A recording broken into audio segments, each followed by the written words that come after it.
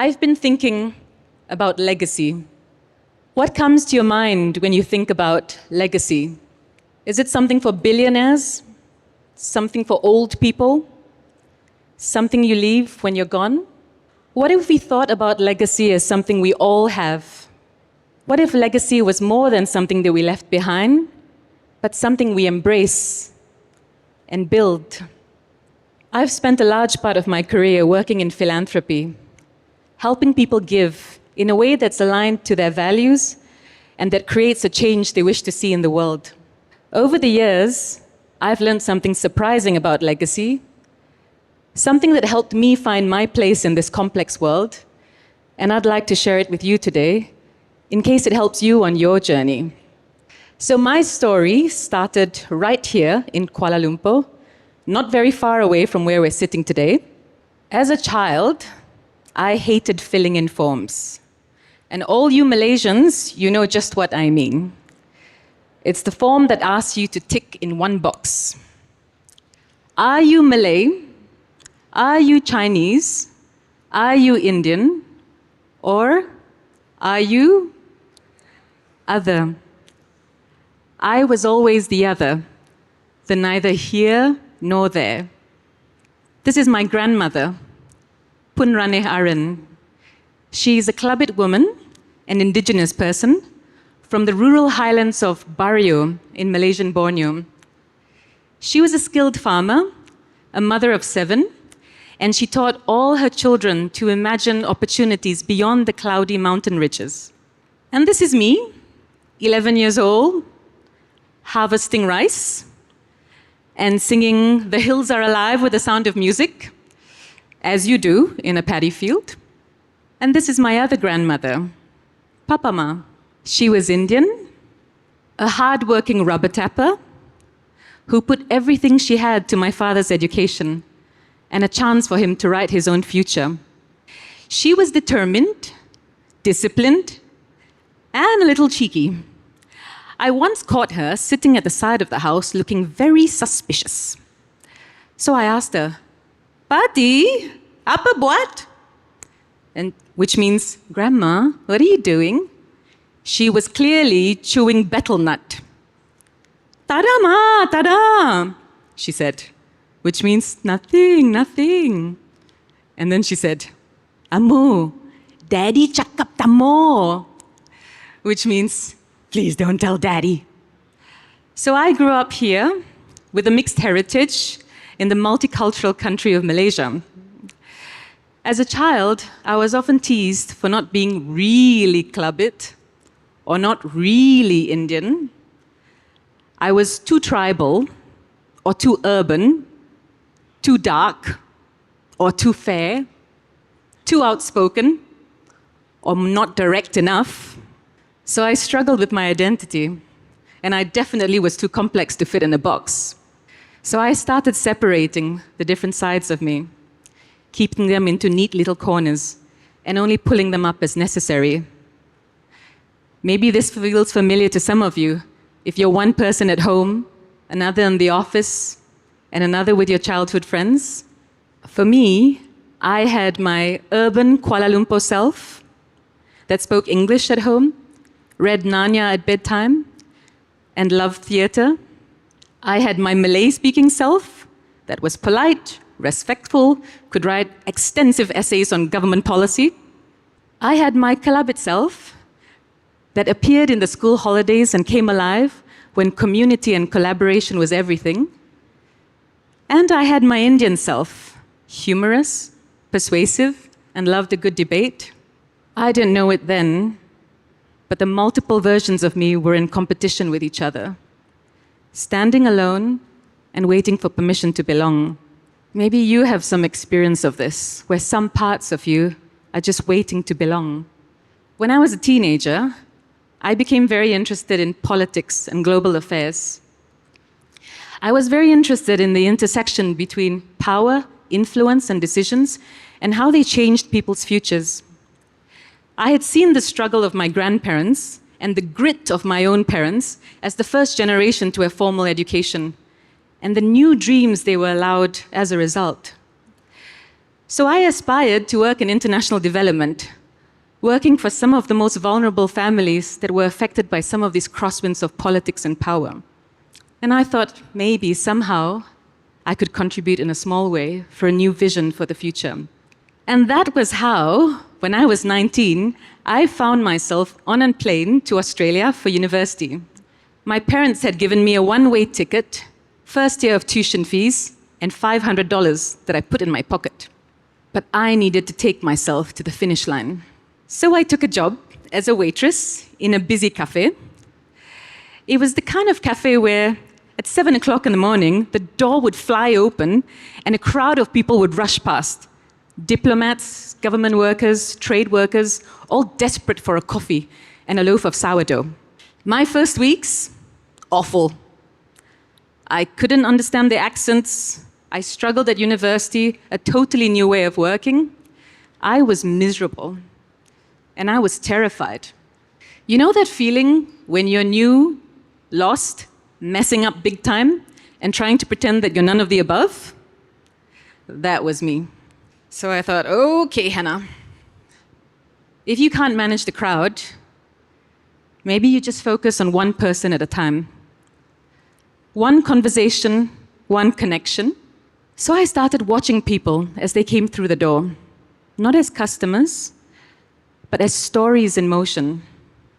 I started small, a smile, a greeting, a little exchange.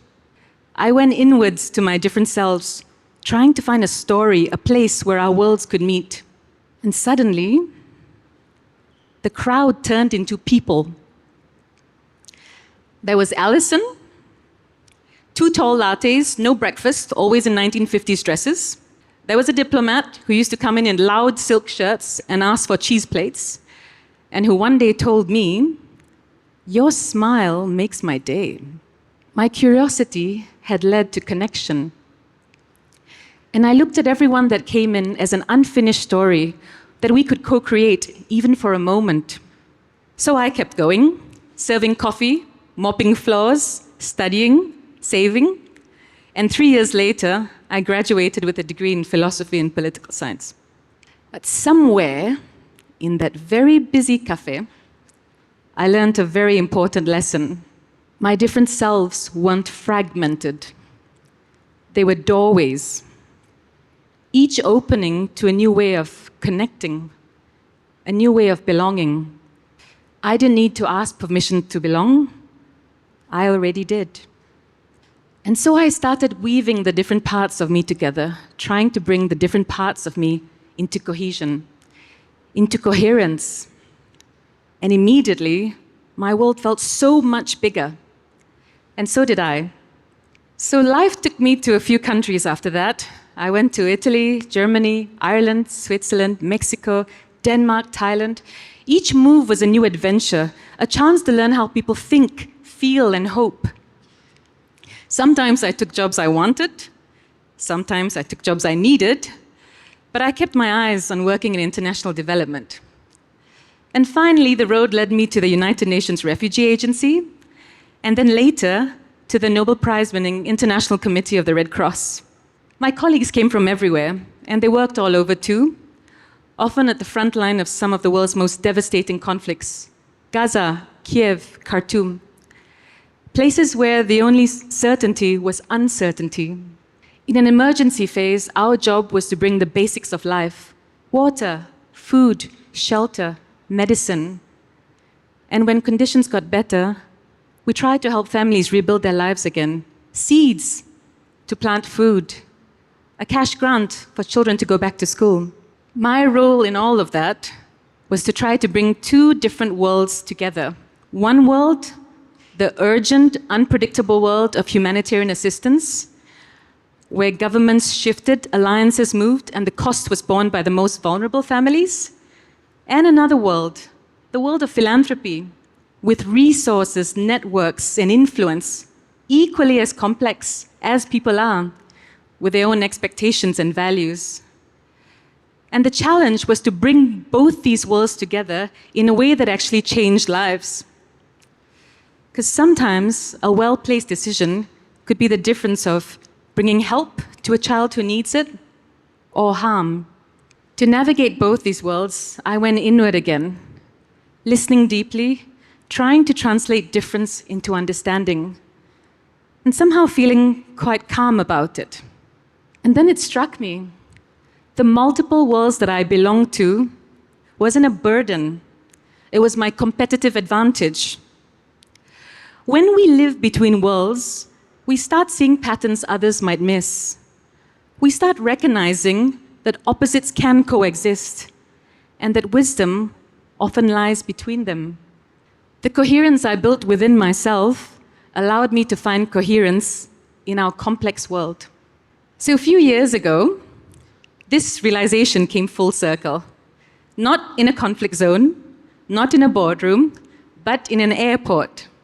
I was sitting next to my Italian husband and my 5-year-old daughter, Sophie, waiting for a rented car. An elderly gentleman started looking at us curiously, as if trying to figure out how our Tetris family fit together. Then he turned to my daughter and said, "Where are you from?" And Sophie said, "Copenhagen," because that's where we lived then. "You don't look Danish." "Oh, I'm not," Sophie said. "Are you Italian?" You were speaking to your dad in Italian. "Yes, half." "Are you English?" You were speaking to your mum in English. "Oh, no, I'm half Malaysian." "How's that?" the man said, shocked. And then Sophie turned to me. "Mummy, is it strange that I live in Copenhagen, speak Italian to Papa, and speak English to you?" So I asked, "What do you think?" Sophie thought about it for a moment, and then she said, "No." And that was it. No big explanation, no identity crisis. My daughter had woven all her worlds into one. She had found what took me years to understand. She had brought coherence in all her worlds. So here's what I found after all these years. Legacy is not just something you leave when you're gone. It's something you build every day. It's the stories that you embrace across the generations, the choice you make of how you show up in the world, enriched by it. It's your story reflected in the lives of people around you. It's the decision you make to be generous. It's the kind word you give to someone who needs it. And it's the grace you show when you're leading through crisis. So think of all the different worlds that you belong to. Your complexity might come from your family, your work, your values, your hopes for the future, or you might even live between worlds like I do. Whatever it may be, your legacy begins the moment you sit within yourself and find coherence. Why settle for fragments when the whole of you is where life becomes full? Thank you very much for listening. Terima kasih.